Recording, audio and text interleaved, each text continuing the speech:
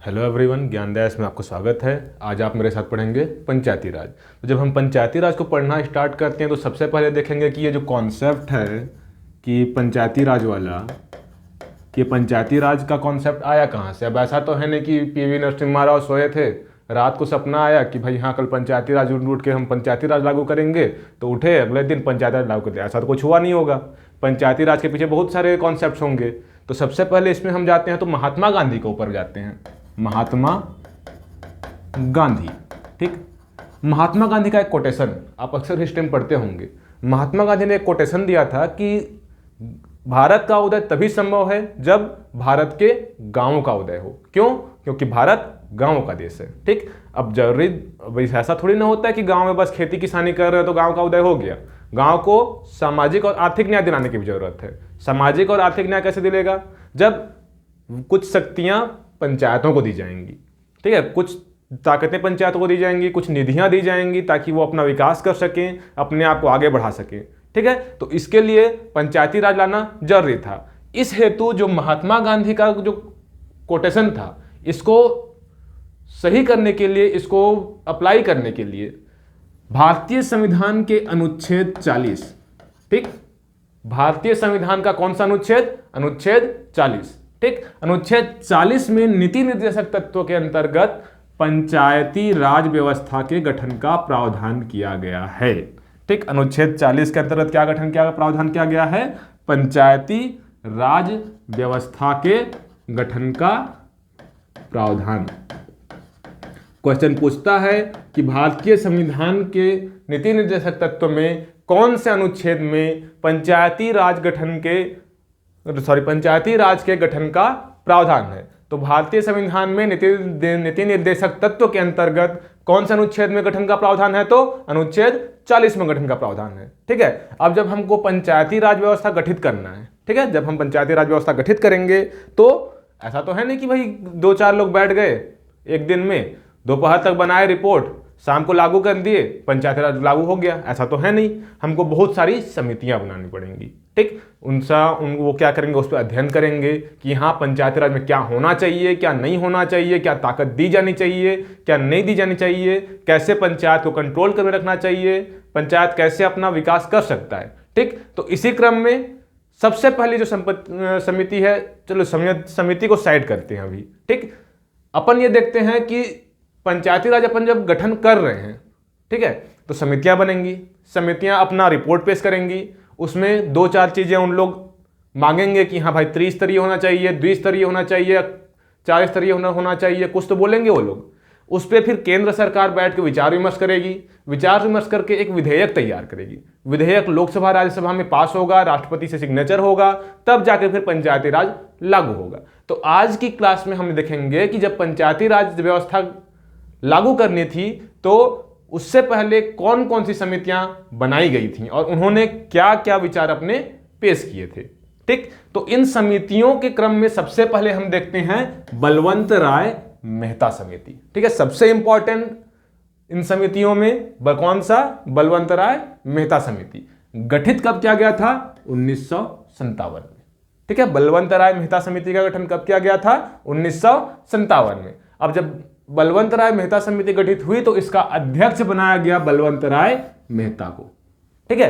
अब ये जो बलवंत राय मेहता हैं अपने, ये रखेंगे कुछ विचार अपने, कुछ डिस्कस करेंगे अपने समिति के मेंबर्स से और कुछ नतीजे पहुंचेंगे, कुछ अनुशंसाएं करेंगे। तो देखते हैं कि कौन कौन सी अनुशंसाएं इन्होंने पंचायती राज के संबंध में की थी, ठीक। तो अब इन अनुशंसाओं में सबसे पहली अनुशंसा थी इनकी त्रिस्तरीय पंचायती राज व्यवस्था की लागू करने की, ठीक है। त्रिस्तरीय पंचायती राज व्यवस्था लागू करने की अनुशंसा किसने की थी? बलवंत राय मेहता ने। जब भी पंचायती राज व्यवस्था से क्वेश्चन आता है, एक क्वेश्चन समिति से जरूर रहता है, ठीक। और इसमें भी बलवंत राय मेहता सबसे इंपॉर्टेंट, ठीक। उसका भी सबसे इंपॉर्टेंट पॉइंट क्या है? त्रिस्तरीय पंचायती राज व्यवस्था की अनुशंसा। अब ये त्रिस्तरीय पंचायती राज बोला है, मतलब 3 टाइप का पंचायत होगा, ठीक। तो कौन कौन से पंचायत की अनुशंसा किया था इसने? तो ग्राम स्तर पर इसने व्यवस्था किया था ग्राम पंचायत का, ठीक। खंड मतलब ब्लॉक स्तर पर किया था पंचायत समिति का, ठीक है। और जिला स्तर पर किया था जिला परिषद का। ये लाइन इसका सबसे ज्यादा इंपॉर्टेंट, त्रिस्तरीय पंचायती राज की व्यवस्था करेगा। ग्राम स्तर पर कौन सा? ग्राम पंचायत। खंड या ब्लॉक स्तर पर कौन सा? पंचायत समिति। और जिला स्तर पर कौन सा? जिला परिषद।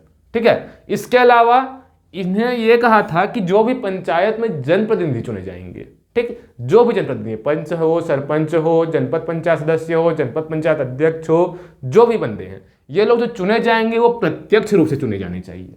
ठीक है। ऐसा नहीं कि 2-4 लोग मिलके वोट डाले, बना दिए किसी को अध्यक्ष, ऐसा नहीं। जनता द्वारा सीधे प्रत्यक्ष रूप से चुने जाने चाहिए ये जो प्रतिनिधि हैं। ठीक, क्योंकि ये किसको रिप्रेजेंट कर रहे हैं? गांव की जनता को। ठीक है। गांव की जनता को जब रिप्रेजेंट कर रहे हैं तो इनको चुनेगा कौन? गांवों की जनता। ठीक है। इसीलिए जनप्रतिनिधियों का निर्वाचन कौन करना चाहिए? प्रत्यक्ष रूप से जनता द्वारा करनी चाहिए। ठीक है। अब इसने अपना रिपोर्ट पेश कर दिया।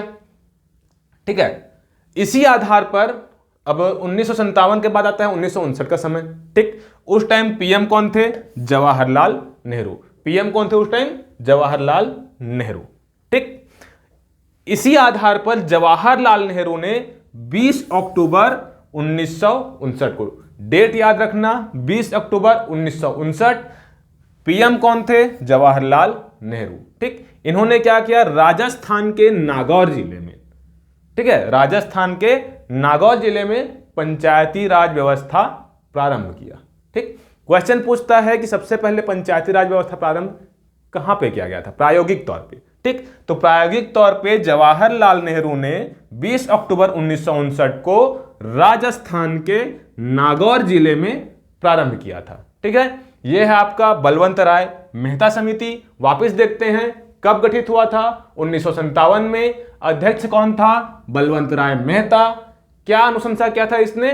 त्रिस्तरीय पंचायती राज की अनुशंसा किया था।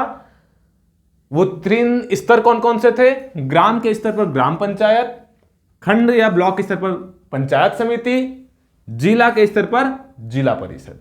ठीक है। इसके अलावा जो जनप्रतिनिधियों का निर्वाचन है वो कैसे होना चाहिए? तो प्रत्यक्ष रूप से होना चाहिए। ठीक, जनप्रतिनिधियों का निर्वाचन प्रत्यक्ष रूप से होना चाहिए। यह अनुशंसा किया था किसने? बलवंत राय मेहता ने। और इसी आधार पर जवाहरलाल नेहरू ने 20 अक्टूबर 1959 को कहां पे? राजस्थान के नागौर जिले में क्या प्रारंभ किया? पंचायती राज व्यवस्था प्रारंभ किया। लेकिन याद रखना यह प्रायोगिक तौर पर प्रारंभ किया गया था। ठीक है। अब आते हैं अगले समिति में। ठीक, अगली समिति है के संथानम समिति। ठीक, अगली समिति कौन सी? के संथानम समिति। ठीक है। इसको कब बनाया गया था? तो इसको बनाया गया था 1963 में। ठीक, के संथानम समिति कब बनाई गई थी? 1963 में। अब ये भी कुछ अनुशंसाएं करेगा, कुछ बोलेगा कि हाँ पंचायत को ये दो, ये मत दो, वो दो, जो भी उसके कर्तव्य बताएगा, जो भी करेगा। तो इसने क्या बोला था? इसने पंचायती राज संस्थाओं के लिए वित्तीय प्रावधान किए थे। ठीक, वित्तीय प्रावधान करने के पीछे उद्देश्य क्या था? कि भाई जब पंचायत अपने गांवों का विकास करेगा, ऐसा तो है नहीं कि वैसे ही हो जाएगा विकास। किसी भी काम को करने के लिए क्या सबसे ज्यादा इंपॉर्टेंट क्या होता है? पैसा। ठीक, अपन जो पढ़ रहे हैं वो भी किसके लिए पढ़ रहे हैं? आगे जाके क्या करेंगे? सरकारी नौकरी पर जाएंगे, पैसा कमाएंगे। ठीक, सैलरी तो लोगे ना। ऐसा तो है नहीं कि सैलरी 1 रुपया लोगे और बाकी छोड़ दोगे नाम के लिए, ऐसा तो है नहीं। तो अब गांव, क्योंकि हमको अपना भी तो विकास करना है थोड़ा बहुत। ठीक है, घूस नहीं खाना है, लेकिन इसका मतलब ये थोड़ी ना है कि हम सैलरी भी ना लें। ठीक है। तो अब देखते हैं संथानम समिति क्या बोला। संथानम समिति कब आया? 1963 में। क्या बोला? कि पंचायती राज संस्थाओं के लिए वित्तीय प्रावधान किया। ठीक, और उनकी जो स्थिति है, मतलब किस गंदे कंडीशन में है या कितने ऊपर उठ चुके हैं या उनकी स्थिति कैसी है, इसकी समीक्षा किया। कौन किया? के संथानम समिति। वापिस देखें, संथानम समिति कब? 1963। क्या करेगा? वित्तीय प्रावधान करेगा। किसके लिए करेगा? पंचायती राज संस्थाओं के लिए। इसके अलावा क्या करेगा? पंचायती राज संस्थाओं की स्थिति की समीक्षा करेगा। ठीक, संथानम समिति में इतना। अगला आता है अशोक मेहता समिति, दूसरा सबसे इंपॉर्टेंट समिति पंचायती राज व्यवस्था को लेके। क्वेश्चन यहां से कई बार उठाता है। बलवंत राय मेहता, अशोक मेहता, इन दोनों का नाम क्वेश्चन में आपको बहुत ज्यादा मिलेगा। क्यों? क्योंकि बहुत फेमस थे ये लोग। ठीक, थोड़े एक्स्ट्रा ऑर्डिनरी लोग थे ये लोग। ठीक है। ये कब आया था? 1977 में। अशोक मेहता समिति कब आई थी? 1977 में। इसने क्या बोला? द्विस्तरीय पंचायत की व्यवस्था करेंगे। ठीक, कितने स्तर की? 2 स्तर की। ठीक, कौन कौन सा स्तर? मंडल पंचायत और जिला परिषद। ठीक है, अशोक मेहता समिति कब आई? 1970 में। क्या बोला? द्विस्तरीय पंचायत की व्यवस्था करेंगे बोला। ठीक है, कौन कौन सा पंचायत? मंडल पंचायत और जिला परिषद। ठीक है, लेकिन इसके साथ बेचारे के साथ धोखा हो गया। क्या धोखा हुआ? ये बंदा अपना रिपोर्ट पेश किया, वहां पे गवर्नमेंट बोले नहीं जा, हम तेरा बात नहीं मानेंगे। ठीक, तेरा बात हम नहीं मानेंगे, तो इसकी जो अनुशंसाएं हैं लागू नहीं की गई। ठीक है, बलवंत राय मेहता की अनुशंसाएं लागू की गई थी कुछ मात्रा में, लेकिन अशोक मेहता की जो अनुशंसा थी वो लागू नहीं की गई थी। ठीक है, उसके बाद एक आता है दांतेवाला समिति। ठीक, दांतेवाला समिति। ठीक है, ये आया था कब? 1978 में। ठीक, दांतेवाला समिति कब आई थी? तो 1978 में। दांतेवाला समिति से केवल एक क्वेश्चन पूछेगा, सॉरी 2 क्वेश्चन बनेगा यहां से। कौन सा? कि यह समिति कब गठित की गई थी? 1978 में। दूसरा क्वेश्चन कैसे पूछेगा? यह पूछेगा कि क्वेश्चन में दे देगा निम्न में से कौन सी समिति पंचायती राज व्यवस्था से संबंधित है। ऑप्शन में दे देगा दांतेवाला, तो आपको दांतेवाला पे टिक मारना है। ठीक, यही हाल आपका हनुमंतराव समिति का भी है।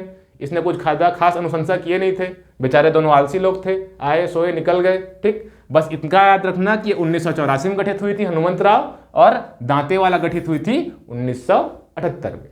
ठीक है, ये दोनों के बारे में इतना याद रखना कि पंचायती राज से संबंधित है। क्वेश्चन में पूछेगा कि पंचायती राज से संबंधित समिति कौन सी है या कौन सी नहीं है, उसमें इन दोनों का नाम हो सकता है। तो इन दोनों का नाम और इनका गठन होने का सन ये याद रखना है अपने को। ठीक, उसके बाद आते हैं GV.K. राव समिति। GV.K. राव समिति। ठीक है, अब GV.K. राव समिति कब गठित हुई थी? ये 1985 में गठित हुई थी। GV.K. राव समिति कब गठित हुई? 1985। ठीक, इसने क्या बोला? इसने बोला कि हमको पंचायत के लिए नियमित चुनाव करना चाहिए। ठीक, अब चुनाव नहीं होगा, एक बंदा सरपंच बनकर बैठा है तो बैठा है, उसको कोई उतार ही नहीं रहा है, तो ऐसे में तो फिर वो निरंकुश हो जाएगा। आएगा पंचायत के लिए पैसा, सब जाएगा फिर उसके लिए स्कॉर्पियो खरीदने में।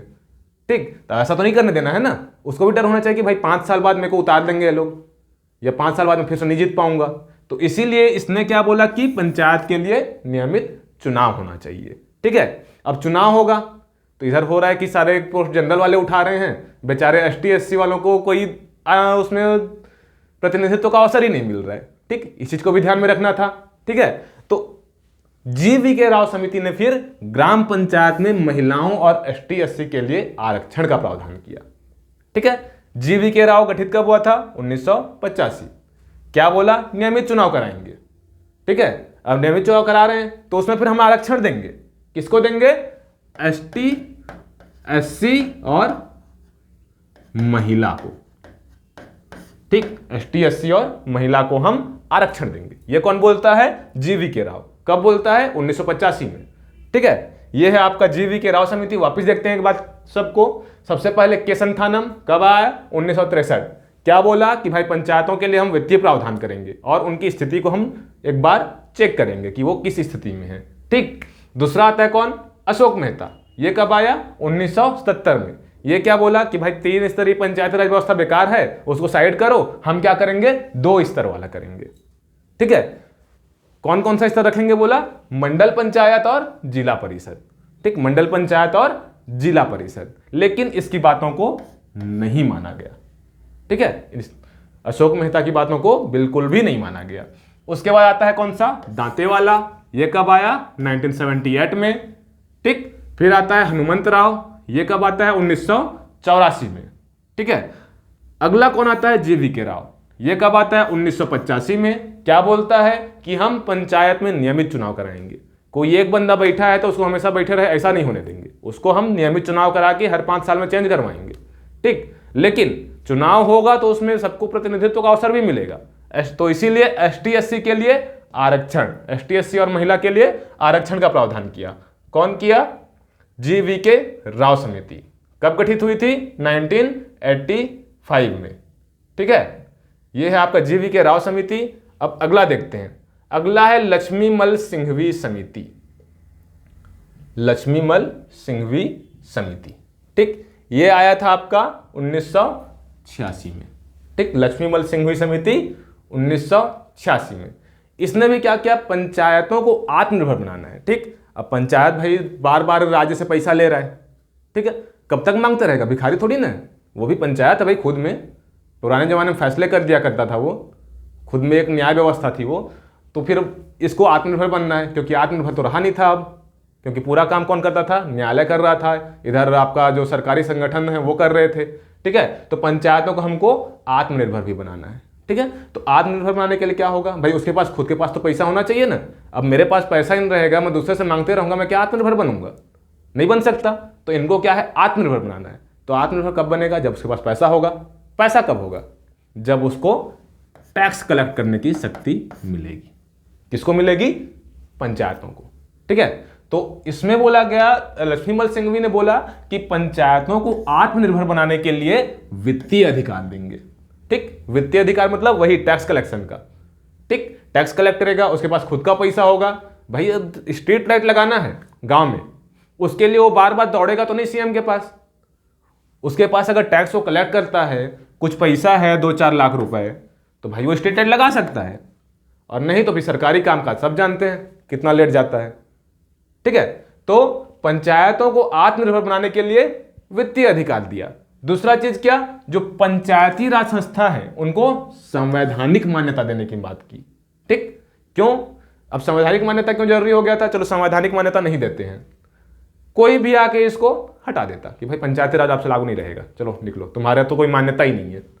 ठीक, अब ऐसा हो जाए तो भाई पंचायतों का क्या ही मतलब बनाने का।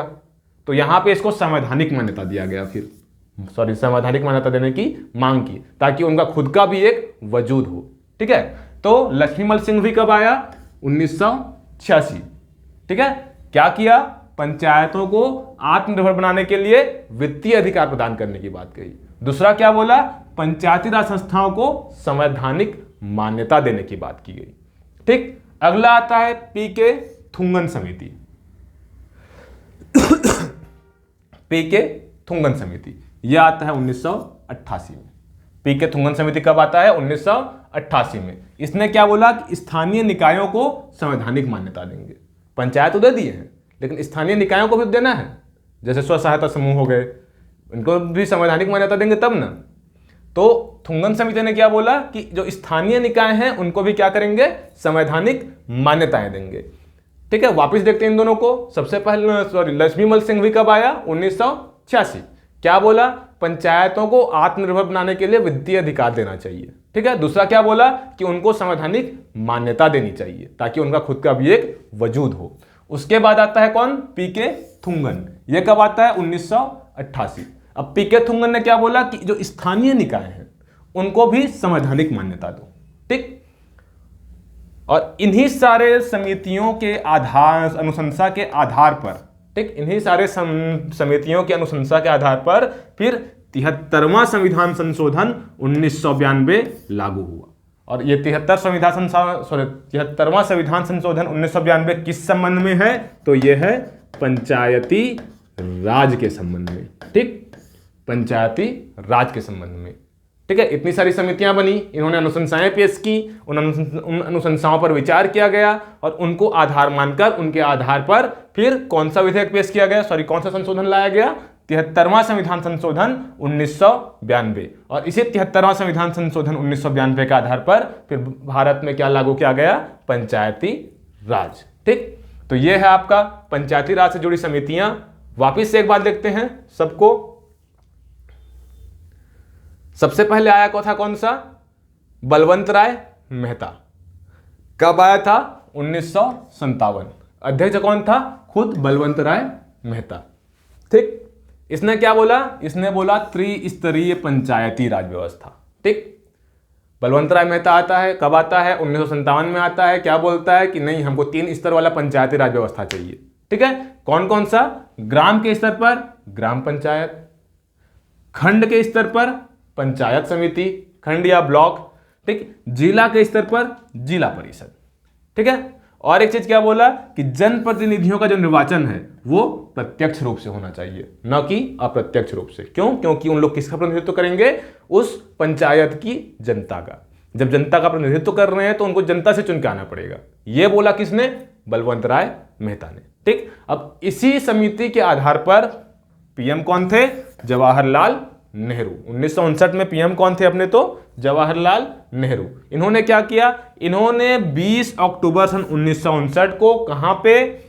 राजस्थान के नागौर जिले में पंचायती राज प्रारंभ किया। ठीक, राजस्थान के नागौर जिले में पंचायती राज प्रारंभ किया। ठीक, यह था आपका बलवंत राय मेहता। बलवंत राय मेहता। अगला है कौन? के संथानम। ठीक, अगला समिति कौन सा? के संथानम। यह कब आया? 1963। ठीक है, इसने क्या बोला कि पंचायती राज संस्थाओं के लिए वित्तीय प्रावधान करेंगे। ठीक, पंचायती राज संस्थाओं के लिए वित्तीय प्रावधान करेंगे, मतलब उसको कहीं से पैसा देंगे। ठीक, ताकि वो कुछ कर सके। ठीक है, वित्तीय प्रावधान हो गया। और एक चीज क्या बोला कि उनकी जो स्थिति है वो किस कंडीशन में है, वो क्या झेल रहे हैं, उस स्थिति की समीक्षा किया इसने। किसने? के संथानम समिति ने। कब किया इस्टेब्लिश हुआ था ये? तो 1963। ठीक है, अगला आता है अशोक मेहता समिति। ये कब आया था? 1977 में। क्या बोला? द्विस्तरीय पंचायत की व्यवस्था करेंगे। ठीक है, कौन कौन सा? मंडल पंचायत और जिला परिषद। लेकिन इसकी बात को माना गया क्या? नहीं माना गया। ठीक है, उसके बाद आता है दांतेवाला समिति। यह कब आया था? 1978 में। फिर आता है हनुमंतराव समिति। यह कब आता है? 1984 में। ठीक, उसके बाद आता है कौन सा? GV.K. राव समिति। यह कब आया था? 1985 में। GV.K. राव कब? 1985। ठीक, क्या बोला इसने कि हमको पंचायतों के लिए नियमित चुनाव कराने चाहिए। ठीक है, नियमित चुनाव होगा तभी जो पंचायत के सरपंच हैं उन निरंकुश नहीं होंगे, बीच बीच में उनको भी चेंज होने का डर लगा रहेगा ना तब। और नियमित चुनाव ही नहीं होगा तो लोग चेंज कहां से होंगे? ठीक, तो नियमित चुनाव होने चाहिए। अब जब चुनाव होंगे तो वहां पे फिर आरक्षण देंगे। किसको आरक्षण देंगे? ST, SC और महिला को। ये दो चीज कहा किसने? GV.K. राव ने। क्या बोला? नियमित चुनाव कराएंगे और चुनाव कराएंगे तो उसमें आरक्षण देंगे। किसको? ST, SC और महिला को। ठीक है, अब अगला देखते हैं लक्ष्मीमल सिंघवी समिति। यह आया था, कब आया था? 1986 में। ठीक, इसने क्या बोला कि पंचायतों को आत्मनिर्भर बनाना है। ठीक, अब आत्मनिर्भर बनाने के लिए क्या करना पड़ेगा? उनको कुछ वित्तीय अधिकार देने पड़ेंगे, जैसे टैक्स कलेक्ट करने का, ये सब। ठीक, तो लक्ष्मीमल सिंघवी कब आया? 1986 में। क्या बोला? पंचायत को आत्मनिर्भर बनाने के लिए उनको कुछ वित्तीय अधिकार देंगे। दूसरा चीज क्या बोला? उसने ये बोला कि जो पंचायती राज संस्थाएं हैं उनको संवैधानिक मान्यता देनी चाहिए। ठीक है, यह था लक्ष्मीमल सिंघवी की अनुशंसा। ठीक, अगला आता है PK थुंगन। ठीक, यह कब आया था? 1988 में। PK थुंगन समिति कब आया था? 1988 में। ठीक, इसने क्या बोला? इसने बोला स्थानीय निकाय को संवैधानिक मान्यता देनी चाहिए। ठीक है, स्थानीय निकाय को हमको संवैधानिक मान्यता देनी चाहिए। यह बोला था किसने? PK थुंगन। अब इतनी समितियां बनी, इन समितियों की अनुशंसा के आधार पर क्या लागू किया गया? 73वां संविधान संशोधन 1992। ठीक, 73वां संविधान संशोधन 1992। और इसी में क्या है आपका? पंचायती राज व्यवस्था। अगर क्वेश्चन पूछे कि पंचायती राज व्यवस्था के गठन के संबंध में राज्यों को आदेश या निर्देश, जो भी बोल सकते हैं अपन, नीति निर्देशक तत्व, या ये भी बोल सकते हैं कि नीति निर्देशक तत्व के अंतर्गत कौन से अनुच्छेद में पंचायती राज व्यवस्था के गठन का प्रावधान किया गया है? तो अनुच्छेद 40। Most important question. ठीक, यहां से अगर आप पूरा याद ना भी रखना चाहें तो अशोक में बलवंत राय मेहता, अशोक मेहता, GV.K. राव और आपका लक्ष्मीमल सिंघवी। ठीक, लक्ष्मीमल सिंघवी। ये चार समितियां बहुत ज्यादा इंपॉर्टेंट हैं। क्वेश्चन पूछता है, मैक्सिमम टाइम यहीं से उठाता है, ये चार समितियों से। ठीक है, ये है आपका पंचायत और के पंचायती राज व्यवस्था लागू करने के लिए जो समिति बनाई गई थी वो। अब जब अगली क्लास हम देखेंगे तो उसमें देखेंगे कि क्या क्या हुआ था, कैसे लागू किया गया था, उसके बाद कौन सी धाराएं जुड़ी गई, उसमें कितने अध्याय हैं, कितने विषय हैं, कौन कौन से अनुच्छेद जोड़े गए। ठीक है, तो अगली क्लास में अपन ये सब देखें। अभी के लिए बस इतना। Thank you.